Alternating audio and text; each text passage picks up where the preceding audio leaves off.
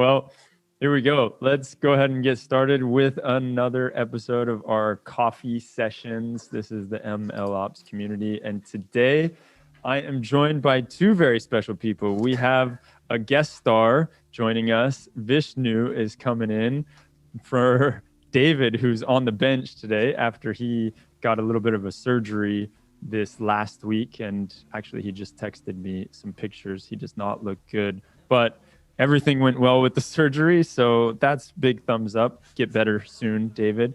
And Vishnu is here to hold down the fort. But we also have none other than Barr Moses with us. Moses or Moses? Sorry.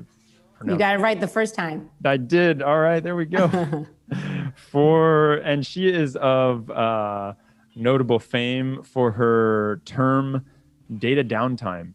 She is also the CEO of Monte Carlo Data. And today we're going to talk about one of my favorite themes in MLOps, which is observability and monitoring. I know it is a hot topic and there's so many different ways that we can do this and so many things that we need to think about. So let's just go ahead and get right into it. Barr, can you give us a bit of background before we start on the whole observability path? Can you just tell us how you ended up becoming the CEO of the Monte Carlo Data and coining the term data downtime, like even just how you got into tech, really? Yeah, happy to. Great to be here.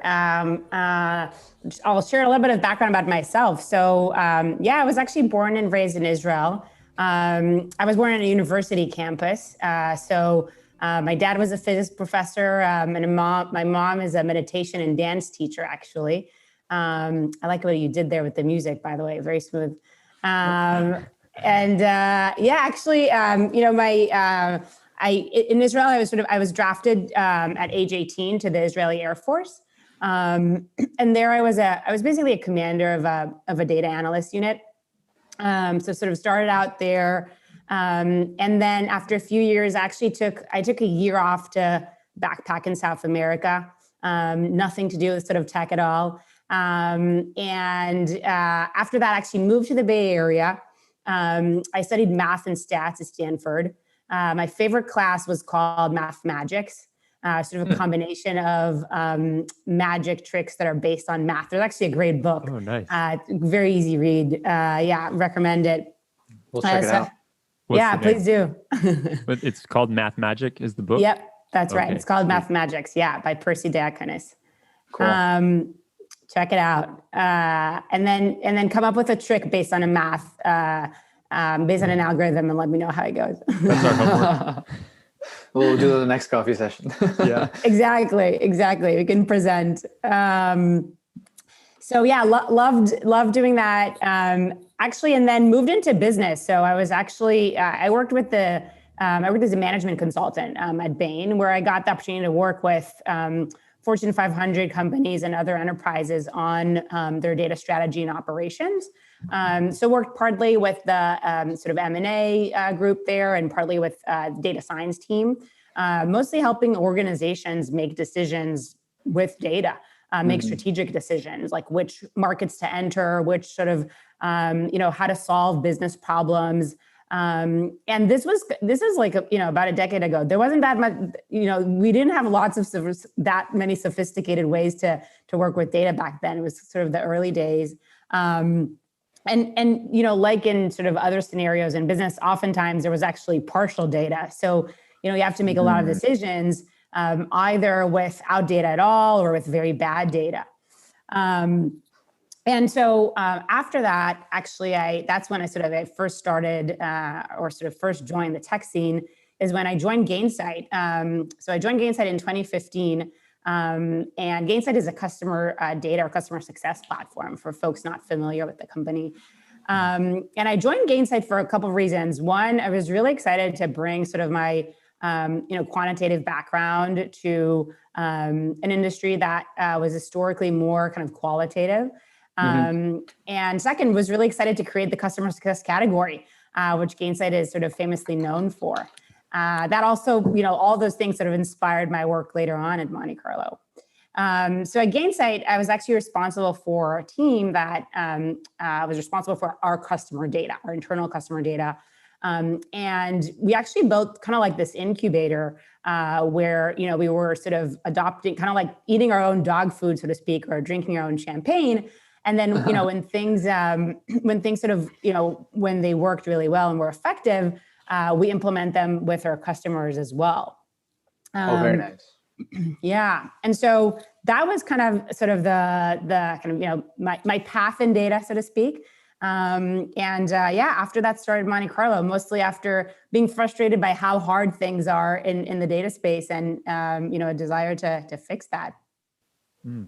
Yeah, that makes a ton of sense. And for new listeners or new viewers, I'm Vishnu. This is a new voice. Super happy to be here with Dimitrios and Barr. I actually have a question. Want to go deeper on that Gainsight front because I've heard great things about the company and how you guys really invented the category of customer success and leveraging data to, drive adoption of the companies that, used products for other companies, right? Could you talk a little bit about the team composition that you were working with and how that ultimately ended up, influencing your thoughts on data culture? Because we've seen some great blog posts from you. You clearly think a lot about it. How did you build your team at Gainsight to leverage data? And what did that teach you about data culture? Yeah, so data culture is a big deal and something that we're seeing more and more sort of in organizations. I think one thing, this was not in particular in Gainsight, but sort of more broadly, I think something that we see happen in the industry is, someone sort of wakes up one day or kind of like there's this new initiative that's like, we have to get data driven, right? Like someone like realizes, okay, we gotta go get data driven, right? And then there's like, right? Yeah. And then there's this massive investment in it. And, all these new tools are bought and all like, a bunch of data scientists get hired and, there's this massive push, right? And then like all these data consumers, like thousands of people have access to data. The interesting thing is that oftentimes when that happens, where people get stuck is actually when all these users of the data now have reports and need to make decisions based on their data, but they can't answer really fundamental questions like, can I trust this data? Like I have a report now, but when was it last updated, right? Or where did this come from? Like who's actually responsible for this data, right? Or, the values here look a little bit weirder than the values that they looked last week. What happened? What changed, right? Yeah. So once you put kind of, data in the hands of many people, there's lots of questions, very fundamental questions that need to come up. And so actually, in order to really create a data-driven culture, we need to figure out these fundamental questions. And so kind of what the reason why we started Monte Carlo is our mission is to actually help accelerate the world's adoption of data by minimizing data downtime. Because I think that in order, sort of one of the top barriers to creating that culture is actually the prevalence of data downtime. So that's kind of that's sort of the first thoughts on sort of culture and trust. I think if you don't have the fundamentals right, everything else is incredibly hard. Yeah, and we'll jump into what data downtime is in a minute, but it's funny you say that because we had Satish on here about 2 weeks ago or 3 weeks ago, and he was talking about one of the stories for him, which falls in line perfectly with what you're saying, is how he was creating a product, and when he was doing his like training data, everything was fine, but then when it went out and went live, and this machine learning algorithm wasn't getting the full story all of a sudden. And later he found out just by coincidence that his training data was just one stream of the whole picture. And so it was like, oh, wait a minute, that's why everything's going haywire when I put it out live. Okay. And they found out that there were like 2 or 3 other streams that he had no idea about. So it just speaks to your point completely. Like you have to really be able to know that you have the full story, that you can trust this data, that the data is actually giving you something, that you know where it's coming from, what it's doing, why it's saying that, and the fundamental questions that you speak about are super important. So I mean, I think if you sort of, go to anyone who's been in the data industry long enough and ask them, this actually someone told me this, I go to people and I ask them like, what's your data horror story, right? Like, tell me about the time, tell me about the time that you like got a heart attack, right? I'm sort of laughing, but it's kind of sad, right? Every person that's in data had something like this, right? Has experienced this personally. And by the way, regardless of what role you're in, data engineer, data scientist, ML engineer, data analytics, like you name it, you've experienced this. And when you sort of zoom out and think about kind of the impact that this has on companies, like it kind of spares no one, right? Like anywhere from sort of small startups to, we like talk to like e-commerce companies where their website is actually their product. And they tell us like, if our website is down, like if the data on our website is down, that's like as bad or worse than the website actually being down. Right. And then there's like, classic examples like, just companies losing millions of dollars because of this. So it's really everywhere. So I'm going to just kind of throw a little bit of a curveball at you, because when you talk about this, it reminds me of like for a month ago, we had a woman named Elizabeth on the meetup, and she was talking about how she'll consult with different startups or even like, mid-sized companies, and they have this come to data moment where they say, yes, we need data products, we need to be data driven. And she'll come in and consult, and the first things that she asks are like, well, do you have the right data, first of all? And usually they always say yes. She said everyone thinks that they have the right data, which in theory they do. But then later when you go down and you start trying to use that data, you find out that, okay, this data has been moved, or it's been, the sources of this data have been changed a few different times, and now something broke about a year ago, and now we actually stopped getting this stream, or we don't actually have the other stream. And then in practice, they can't use any of it because they don't have the right data. And so what you're speaking about is so important, and the ability to know, okay, if this is happening, what is going on, why is it happening, and then the ways, like the provenance of that is also so important, right? Like to be able to say, all right, well, this data came from here, but then it was translated here, and then it moved around, and it had this little path. So I just wanted to kind of talk about that for a minute, and along those horror stories that you were saying, like I'm sure you have some really good ones. Maybe you could tell us a few. I'm happy to. I can share a few of those, and then I'll also talk about sort of what you mentioned, because I think that's spot on, and it actually is driving sort of a lot of sort of our thinking today. But my personal horror story is like, I was responsible for reports that we were going to share with the board, and the board was going to make strategic decisions based on this. And this was a Friday night, and the board meeting was on Monday. And I think it was literally like Saturday afternoon or something that me and my team just like learned that, just the entire, just something completely got scrambled in the report that we were going to show the board. Yeah. And I was like, of course this is happening on the weekend. Of course, like all the nightmares can happen. But here's the thing, even when you like learn that there's a problem, then you got to start unraveling and understanding like what the root cause is. Like, okay, did the report actually refresh on time? Okay, was like the formula that was feeding the field work like, as I wanted, as I expected?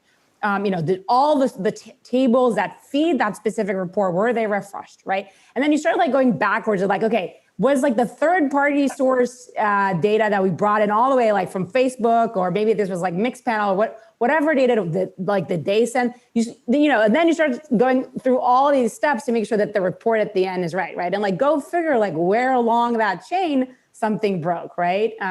So that's just like my personal experience. Some other horror stories, like, a very prominent one is, actually, in the first few months of COVID-19, the U.S. government accidentally sent, over $1 billion in checks to dead people. because of data that was not updated, like a table that was not refreshed. And so essentially, like, they sent the wrong sort of stimulus checks. And so really, like, the horror stories range from sort of the very personal to ones that impact us as a country, right? Now, go ahead. No, I was just agreeing. Yeah, no, I mean, the impact of these kinds of errors. A similar situation happened in the UK, right, where I think they were trying to track the real-time number of cases for COVID-19. It turns out that the Excel sheet had reached the maximum numbers of rows. Go figure. Like, that's the cause, and that's not something that anybody would have realized until someone says, "Wait, this number just stopped updating. Like, it hasn't changed in the past couple of days. How does that happen?" So, and it's a great point that you make about how large these problems are. Yeah, exactly. I think this was like Public Health England who had like the wrong file. Yeah, exactly.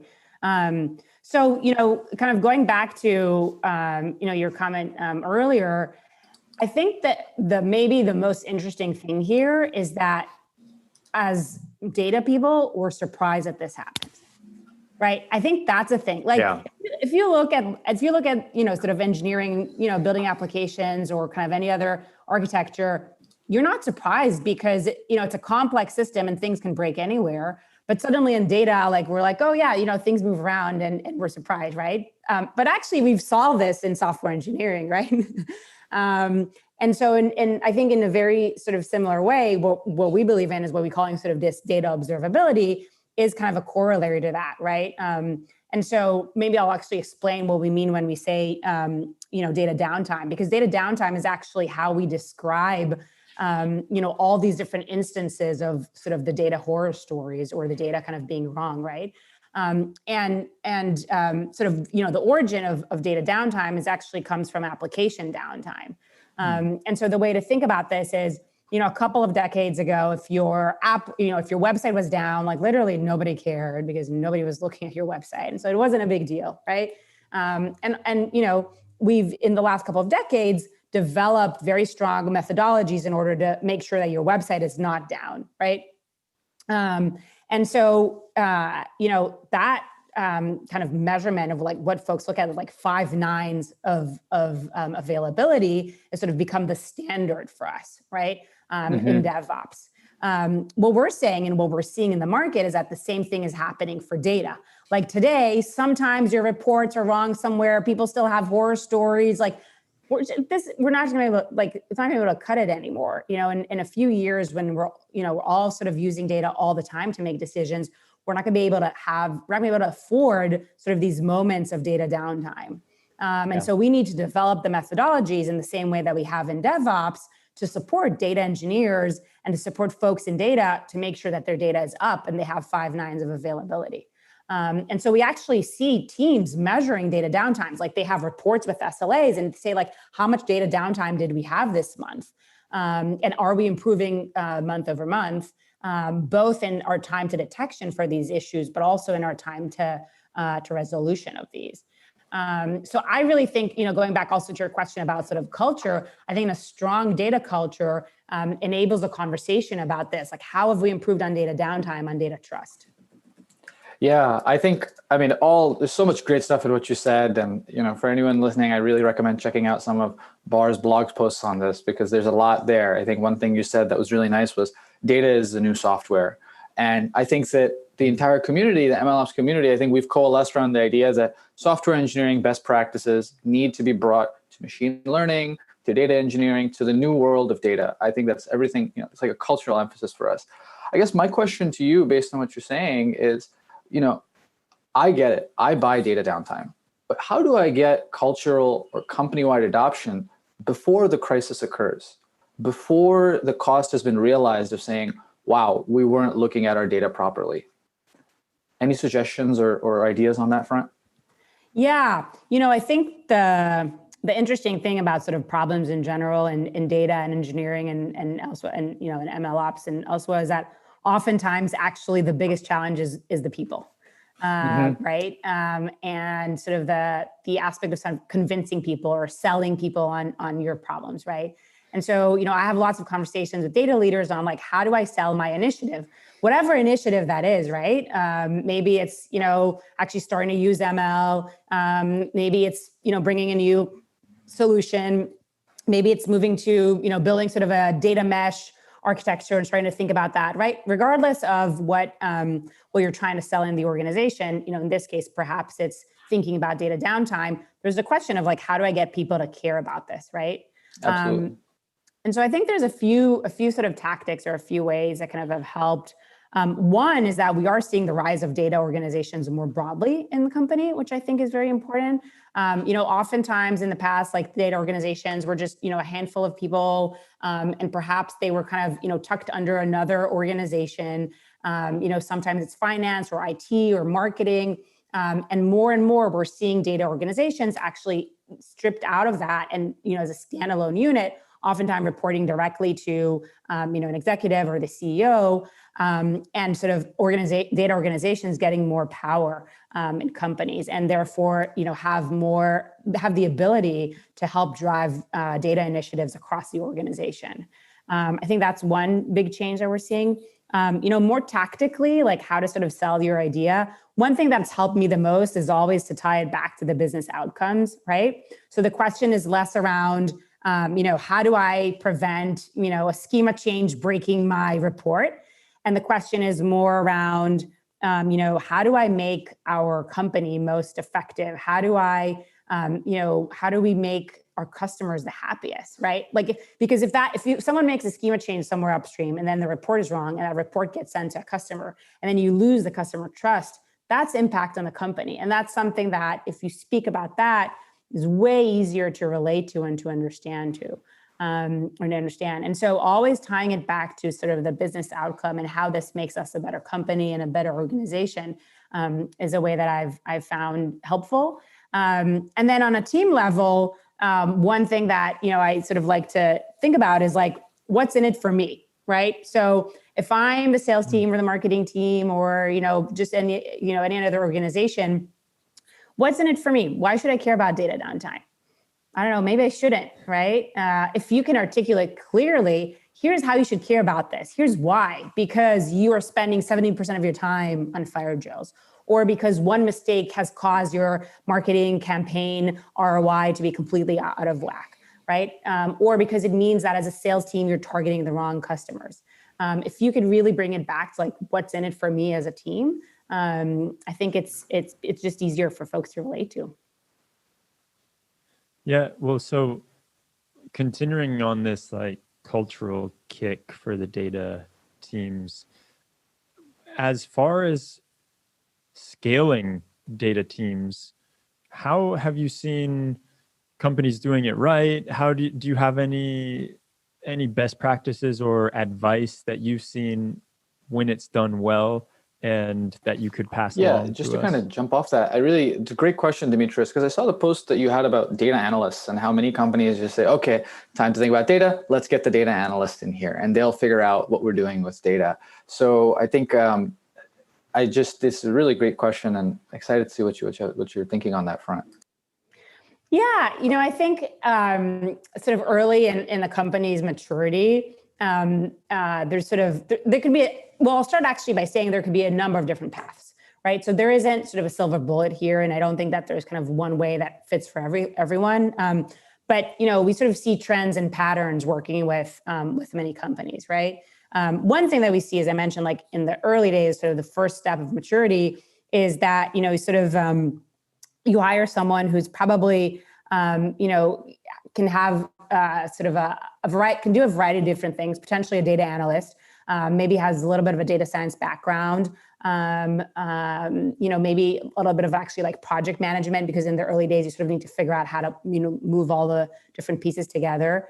And so, I think in what companies end up doing is like hiring one or two people that actually, honestly, like most of what they need to do is count, right?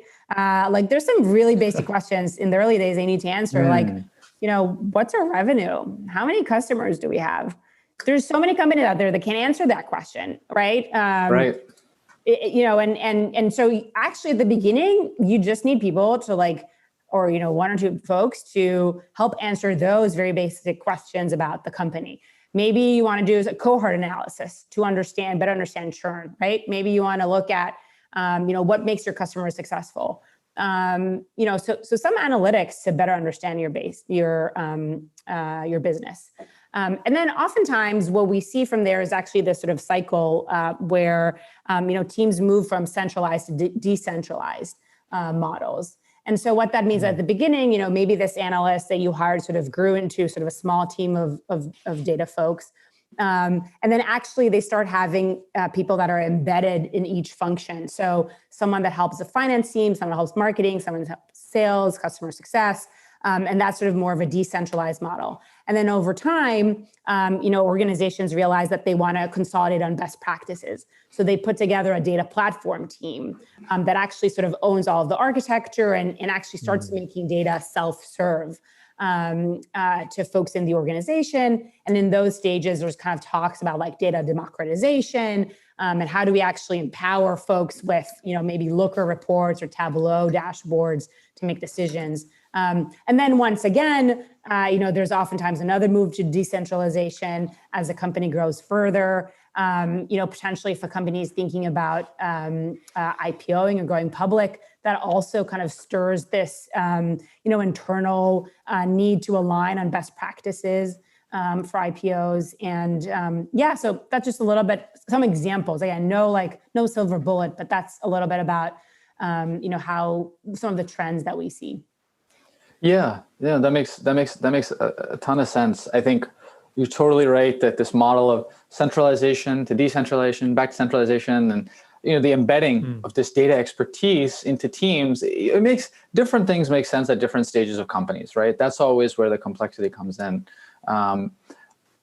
One thing that I think we've talked about, as we've said, is this idea of like how software engineering and software and applications have observability and tools. Like I think you've highlighted Datadog and PagerDuty and whatnot. And I think a related point to that is that oftentimes as data teams go from being embedded or being back to being centralized, you'll see software professionals start to come from the traditional engineering side into data teams, right? We're seeing this now with the rise of people hiring for software engineers focused on machine learning, right? Or even more broadly, data engineering as a profession, right? It's bringing software expertise into data.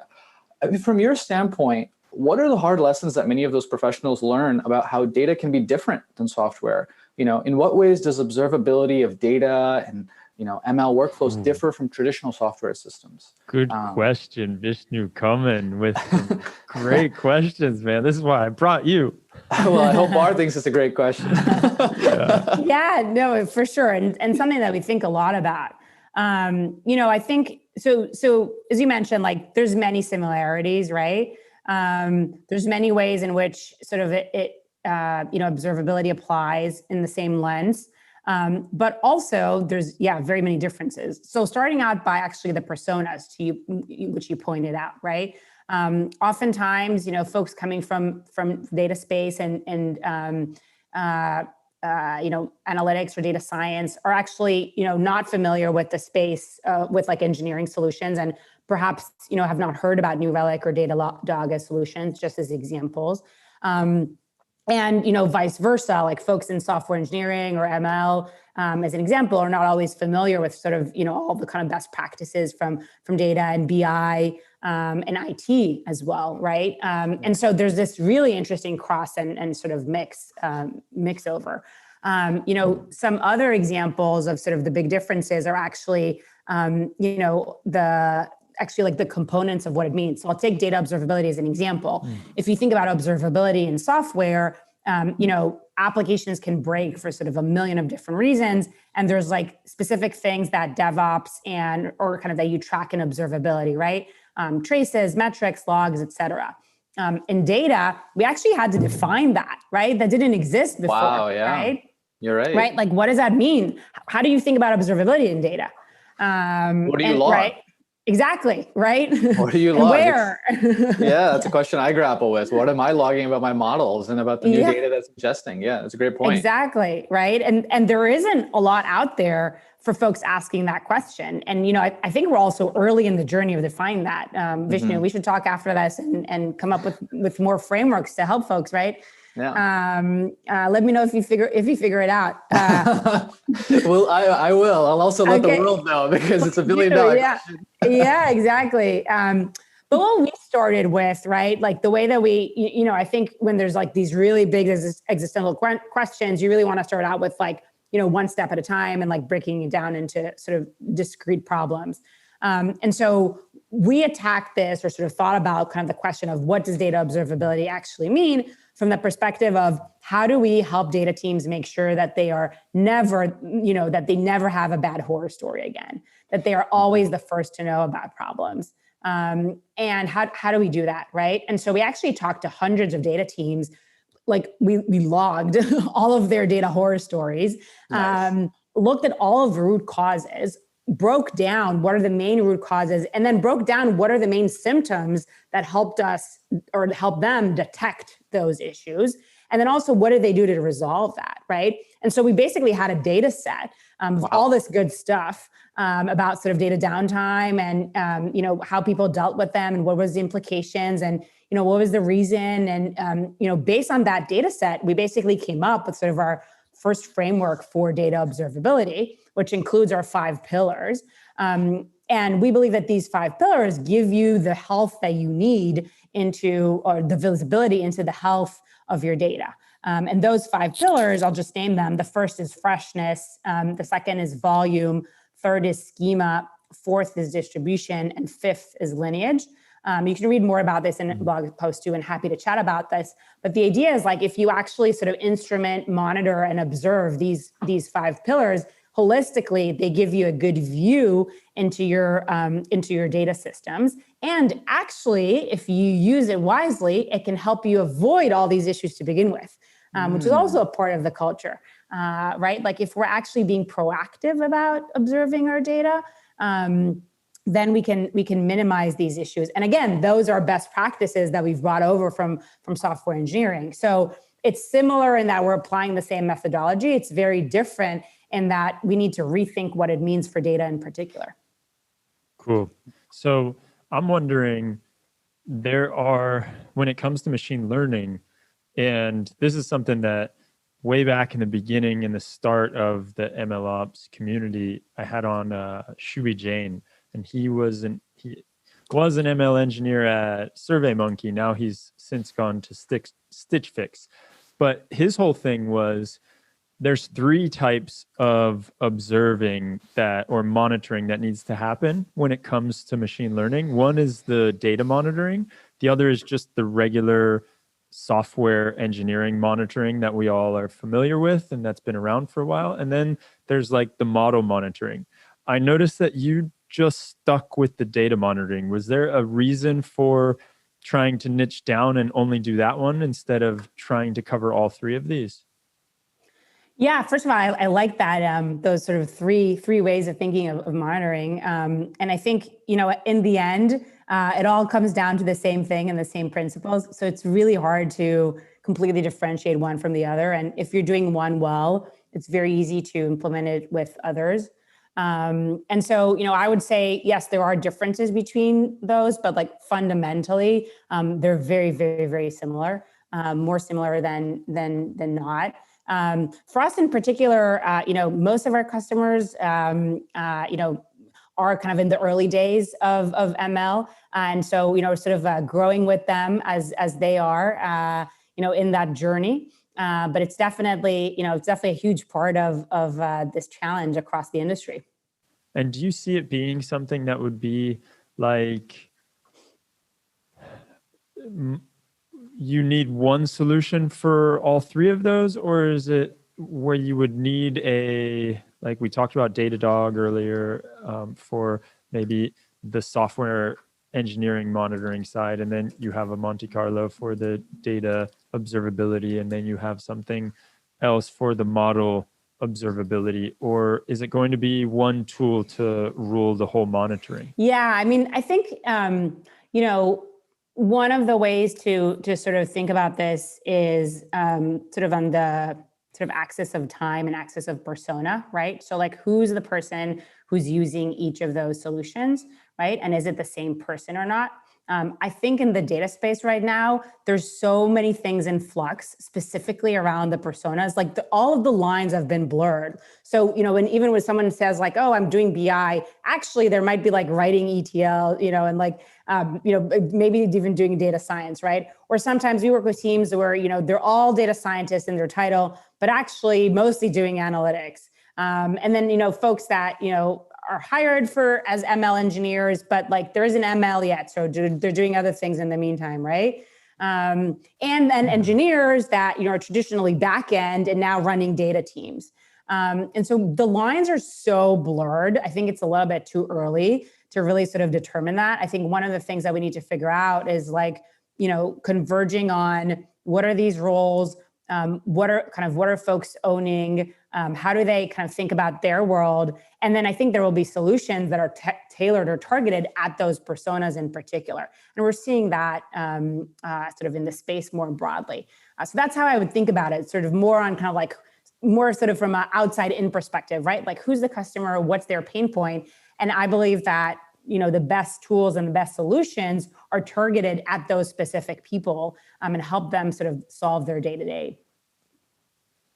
Yeah, and it's funny you should mention that, because something that we have talked about at length in the community Slack is who owns the problem or who owns the model once it's out in production, right? Is it the data science team that owns that? Is it the machine learning engineer, infrastructure team? Is it DevOps? Like who's getting the phone call at 2 a.m. if you have this, if you have some kind of data downtime or something starts going haywire?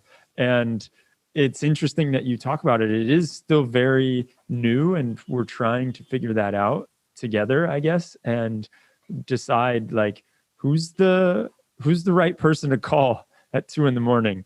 when that happens. Hopefully it doesn't happen, but we know that from experience that sometimes it does. And I'm sure you heard quite a few horror stories where someone had to get called. And so who gets called? Actually, one of the most interesting experiences that I've had actually working at Gainsight was answering that question when it came to the customer success industry. And that question came in the format of who owns the customer, right? So when you think about it, obviously the horror stories that you have in the customer success industry is that a customer is really unhappy, or they churn, or they're not using their product, right? Who owns that? Is that, sales that sold the wrong product? Is that, customer success that, wasn't able to deliver value? Is that product that didn't build the best product? Who owns that, right? And so, there's a similar question there. And, something that we've learned, something that I really believe in, is that the answer is that everyone owns that, right? Everyone has a piece in that story, and it's about sort of figuring out what part of it do you own. But I don't think it, I don't think we can let anyone off the hook when there's an unhappy customer. Everybody's getting right? the call. Exactly. And so, in the data space, when there's a data downtime problem or a fire drill or whatnot, everybody's involved, right? It's like the customer that identified the issue. It's, the person that's responsible for the model. It's the person that, is responsible for the data feeding the model. Everybody's involved. Everybody gets a phone call, unfortunately. And so, I think the trick is figuring out like where are those lines and, who's responsible for what parts of it. But I don't think anyone can get off the hook in particular. I do think the solution is to actually also avoid these to begin with. So if you have a strong data observability solution, hopefully about these issues to begin with so that you actually avoid this. That being said, we know that that's not always a reality. And if it is, we need to figure out ownership. But I would say, all of us are on the hook to figure out this problem, for better or for worse. Yeah. No, that's totally right. I think when something happens to the customer, it's on all of us, right? You're playing for the teams that's on the front of your jersey, right? It's not just this is my group or my profession. It's the whole company has to come together. And I think on that front, maybe we can start to go into. I really like your focus on personas and understanding well, I think it's something we all experience in the community, that all these lines are blurred. We all struggle with it. We just had a discussion the other day of what's the difference between ML engineering and full stack data science. I mean, these terms are all coming at us in real time, and we're struggling to understand the personas. But with that in mind, and with that said, what's your ideal set of personas, or your ideal persona, when you're looking at an organization and you're saying, okay, this is the person that should adopt Monte Carlo at a company? I'm just curious how you're thinking about that. Like, who does that person look like? I saw some of your customers, great customers. Like, who is that person that's saying, like, okay, this is the solution, and having it click in their head? Yeah. So interestingly, when we sort of built and designed Monte Carlo, one of our principles as a company is to start with the customer. And so I'll actually flip that question around. We ask, instead of saying, here's Monte Carlo, who's the best person that can use Monte Carlo? I ask myself, here's my customer, how can Monte Carlo be the best fit for their needs? Yeah. And what do we need to do as a company on all front, on engineering, product, marketing, sales, to be the best solution for those? So that's, think about it from a little bit of a different perspective. Right. I think that, most of the folks that we work with sort of range from data engineers, data scientists, data analytics, really sort of everyone kind of on what you would call the data team, oftentimes data platform, data engineers, or sort of engineers on the data platform team, ML engineers, et cetera. Really sort of the, going back to the question of ownership, our sort of mission as a company is to make sure that, your data downtime doesn't occur, or that, you're the first to know if it does. And if it does, also, finding the root cause as fast as possible, and actually preventing that to begin with. And so really it depends on who in the organization owns that problem, and who sort of, gets the call and in what sense. But, I think just kind of going back to the previous question, all these different teams have a part in it. So if you're experiencing data downtime and it's something that you have a pain in, then, we should talk. By and large, most of the folks that you'll see sort of on our websites, are either, sort of VP data, head of data, director of data engineering, is typically sort of the, probably what you'd see. But we work with, many engineers, data engineers, et cetera, sort of are the users of our platform. Yeah, it makes sense. The people that have to own up when data downtime does happen, they're the ones that are being looked at like, hey, why did that happen? And they go, well, I mean, I don't know. But if I had Monte Carlo. So I'm just wondering, I mean, I know that you probably have a million different ways that you've seen data pipelines break. And can you get into how and why do things break sometimes? And I'm sure that people listening have experienced one or two of these, but I'd love to hear what you've been seeing, and maybe some tips on how to not let that break. And I just remember your story of like, it's the weekend, I have to give this report, and then I realize it's broken and I have to go and be like a detective.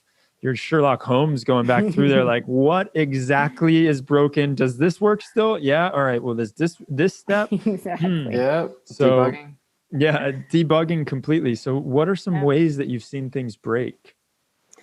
Yeah, I like the detective. I should use that. I love that. That should be the mascot. Data detective. Exactly. All data detectives, actually. Yeah. So I mean, look, there's kind of a few sort of broader trends that are happening that increase sort of the likelihood that your data breaks. And then I'll talk about specific examples. So one is that there's just more and more data sources. So if before you kind of relied on like one data source, today you might have like thousands of data sources. And if any one of those changes, like, I don't know, Facebook makes changes to their API, anything else can like change in one of those data sources. It's often silent failures that happen. So like, everything will sort of look okay, but actually, only half the data was transformed, something like that. Or, maybe like the job was completed, all the data, you got all the data, but it's all null values. Those things happen all the time.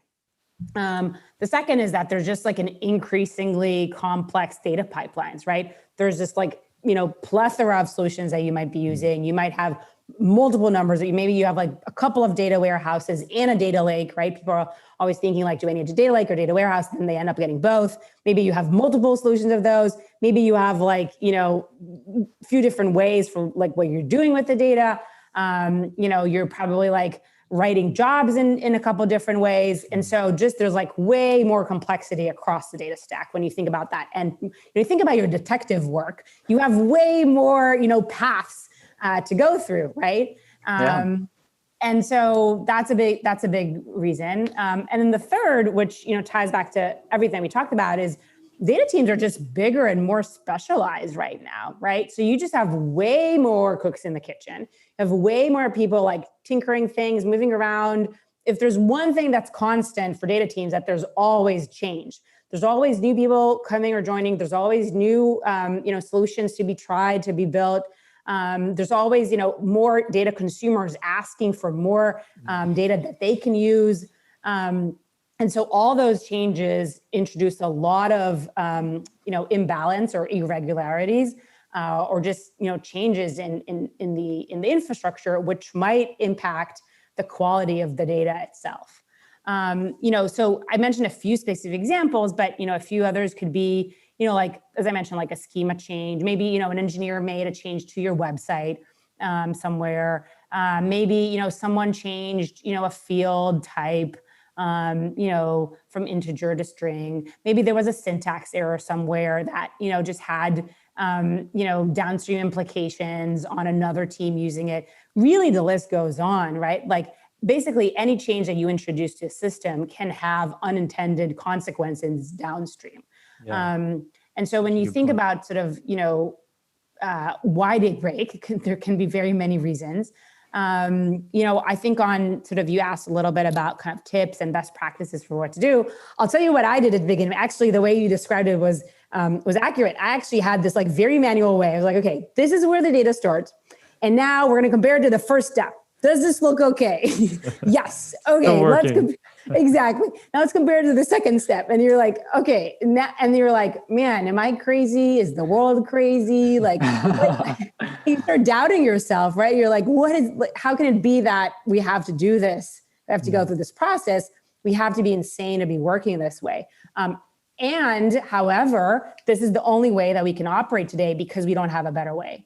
And so, being sort of the person who's like the responsible for that sort of I remember actually being, in my team, we got into a room and we were like whiteboarding this whole thing and, put together the right manual checks and balances everywhere. And then every morning we would go in and like check that the numbers check out so that consumers look at reports or using the data for ML can actually rely on it. And so, I don't think that's going to work anymore. I just don't believe it. I don't think that's the world in which we need to live in. I think we deserve better. And I think there's actually a better way to do it. And so if you think about, again, like solutions like New Relic or Datadog, but applied to your data in particular, I think that's sort of the first step to think about this. How do I have observability for my data so that I don't have to do these manual custom sort of checks? Well, and when you look at, like you were saying, the complexity that's being added, I mean, it's great if you can do it and you go through it. It might be a very laborious task and I'm sure you're pulling your hair out, but you reach a certain scale. And I imagine there's a lot of companies that are at a scale right now where they couldn't, even if they wanted to do it manually, they couldn't, right? Because there's so many different pieces that they're looking at and you can kind of figure it out, but not really. So that is something that is, it's so true. Like, yeah, there's no need for people to be doing that. And then the other thing that I was thinking about, well, first of all, a little tangent.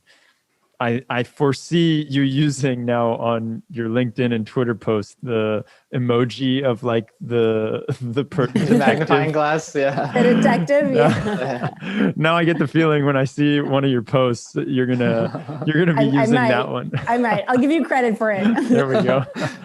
But the other thing that I wanted to point out that you were talking about, which is so true also, is these silent failures, and how many stories I've heard of people having these silent failures, and it's just by chance that you learn, like, oh yeah, I guess something's not working here. Right. Right. And it hasn't been working for the last 3 weeks. I just didn't notice. Yeah, exactly. Let's not tell anybody because we probably lost a lot of money. Right. And so I think that there are so many of those stories, and it's really like, you can't rely on chance for this to be, that can't be like your default go-to, like, oh, we're just going to hope that we get lucky and find it. Yeah. Hope is not a strategy, right? No. Absolutely. I think one thing, when you mentioned the system complexity, as it increases, any change can really cascade. One thing that I think has really been increasing that complexity lately has been compliance. I work for a healthcare company, and the mandates for us are very onerous in terms of making sure that we know exactly what's happening to our data. We have to segregate different kinds of data, right? The PHI cannot touch anything else that could be stored in an insecure environment. And so when you add in the cost of compliance, which is now touching a larger number of industries, right? With GDPR, Sure. CCPA and stuff, I can imagine that that's a powerful incentive for a lot of companies to look at observability and say, okay, we need to be, it's not just about our business at this point. It's about legal, consequences and compliance that makes it so that we need to know what's going on with our data at all times. 100%. And that's true for healthcare. It's true for fintech, right? Dealing with financial data. It's true for retail and media, right? Yeah. We're sort of dealing, with anywhere from, PII to, it can be, for example, like credit card information, really anything. And that, if you don't have strong confidence that that data is accurate, you're putting your company in significant risk of compliance issues for sure. One of the ways, or one of the things I think are key for that, by the way, is strong lineage solutions. Right? Because the ability to know, okay, everywhere in my organization do I have PII, which tables have them, and also knowing, if there's sort of a problem somewhere upstream, what are all the downstream implications of it? And are those downstream data assets actually, something that we need to be compliant for? And so we can actually use lineage to make sure that the downstream implications are not sort of putting us at risk, instead of having to sift through hundreds of thousands of different tables and trying to make sure that we're compliant that way. We can actually sort of pinpoint and saying, well, there's a problem with this particular table. Let's make sure that we resolve this as soon as possible. The lineage point is absolutely key. And I think one of the things we've been grappling with this at my company is, when it comes to these best practices and doing things right, is always a interesting back and forth between tools helping you do things right and you kind of as a professional needing to know, okay, what's the right thing to do in a given situation? It's a tenuous balance. And I think for companies that are looking to adopt tools, or say, okay, this looks like something that could solve a problem, it's not enough to just have one, right? And I think that's kind of the whole theme of our discussion. It takes both. Both the tool needs to be the right one for the solution, and the people need to kind of look at this problem and say, this is the way we're using it. This is the way we're going to document around it. We're going to drive, a sort of cultural change to accommodate it. It's something I just want to point out real quick, Vishnu's use of vocab there. Nice word, tenuous. I like that one. Hey, man, Demetrius, you're my biggest fan, man. I am. I'm so excited right now that you're doing this with us. It's awesome. So anyway, I don't know if you wanted to comment on what Vishnu said, but I have a question for you after if you did have to comment. Yeah, go ahead. I wanted to know about how this actually works in practice, because are you having to go in and integrate with every single database out there and message bus? How does that actually work? That's a great point. Yeah. Well, first of all, you can go to our website, join our wait list, or reach out to actually, if you want to see this in action. That's probably the best way. And yeah, it's a little bit, just like any good product, it's a little bit, it's way easier when you actually see it. But I think in general, in order to to create a strong data observability solution, those are exactly the challenges that you need to solve. Again, thinking about sort of New Relic or anything like that, basically connects to your existing stack, right? And so in the same way, with Monte Carlo, we connect to your existing stack quickly and seamlessly, right? Giving you this sort of end-to-end view all the way from ingestion to ML or analytics. So our implementation is no code. And we've invested a lot in making it very easy for folks to connect it to their existing stack. And it's very important to us that it does not require you to modify your pipelines, to write any code, or to basically use sort of a specific programming language, right? That's sort of like one of the most important things, sort of principles in our product. The second sort of important part is that we actually monitor your data at rest. So it doesn't require extracting the data in any way. And it doesn't actually require any sort of threshold setting, right? So we actually use on our end ML models to learn your environment and your data, to know what needs to be monitored, so we can identify what are sort of your key assets or the most important parts of your data that need to be those that are most used or that are used in the most important areas of the business. And so we can actually provide that coverage by sort of doing the instrumentation. We've actually built the instrumentation on our end, the monitoring, et cetera. Then we have sort of anomaly detection techniques on top of that to let you know when things break. One thing that comes up a lot when you think about anomaly detection is sort of false positive rate. And so we've invested a lot in, exactly. Right. Like alert fatigue is a huge deal. Alert fatigue, right? Huge deal. Yeah. It's and we've invested a lot in figuring out how to minimize those by taking account different pieces of information about your data, whether it's, not just individual metrics, but by having this holistic view of your data and the potential impact for any issue, we can actually assess whether this alert is important or not. So we've been able to see some really good results from that. And, sort of beyond this, we also have kind of tools that help you with rapid triage and troubleshooting, right? So that when there's an issue, you can very effectively communicate with all these people that might be involved and let them know, like, here's a problem, and you can resolve with a playbook or sort of a run book in order to resolve that. And so there's also kind of the collaboration piece around this. That's very important. And so, I think just following these best practices, the most interesting thing that we see with our customers is that once they have the hand on the product, actually the rate of incidents goes down naturally because it actually prevents issues from happening in the first place, which is really interesting for me to see, both from sort of a cultural standpoint and from a technology standpoint, right? Because you give people the right technology and the right tools, and then their behavior changes. So that in the past, if they made a change somewhere and weren't aware of everything downstream, now, before they make a change, they think about it and they're like, let me see what I'm going to break before I break it, right? And so interestingly, when you put sort of the right technology and information and data in the hands of people, you actually get that cultural change. Yes. Yeah. I think it's a great point that you just made. I think a lot of data teams, many times, because the speed and the emphasis on iteration and generating insights, process can seem like an impediment to progress. I feel like I've said that a million times at our company, where it's like, but you have to fight that, and the right tools can really help you in that, in terms of making process, as a support to progress and generating those insights with accuracy and confidence. And I think it's really great to hear that you guys have made that integration piece so convenient, because when Dimitrios pointed that out, I mean, there's so many tools out there, Looker, Tableau, I mean, all the databases that are out there, all the cloud providers.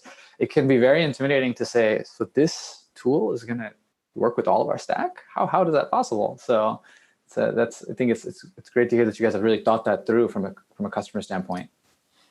So good. Yeah, absolutely.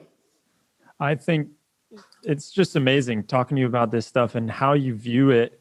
It's so important, and that's why I've been wanting to get you on. I'm so happy that you've come on here and you talk to us and you share this view and the importance of it. I really appreciate you taking the time. I know we're actually a few minutes over, so I hope you didn't have a hard stop at the top of the hour because we kept you long. But I want to thank you, Barr, for coming on here and talking to us about this. Yeah, thank you so much for having me. It was a lot of fun. You had great questions. So in case anyone wants to reach out and continue the conversation with you, I know you are in our Slack, but is there also a better way to get a hold of you? Yeah, you can email me directly, bar@montecarlodata.com. If anyone wants any questions, I'll just repeat that, BARR @montecarlodata.com. Pretty easy. Don't sign her up for any random newsletters. I'm probably already signed up. That's what you have a lot of trust in our community and their kindness. Yeah, as a company, we believe in trust. That's right. There we go. True. I like Very it. true. The pillar. Yeah. So awesome. Really, thank you again, Barr. This was really, really insightful and I appreciate it. And Vishnu, you were great, man. I think you can actually take over my job now because I may not be needed. This was really cool. Thank you, Barr. It's really great to have you share a lot about the data downtime concept. I think as an engineer, I think it's easy to take for granted certain things, but when you said like data is the new software and software downtime equals data downtime, I was like, my mind was blown. And so I hope all of our listeners feel similarly. And thanks to Dimitrios for an awesome podcast. Awesome. Thanks so much. All right, y'all. See you later.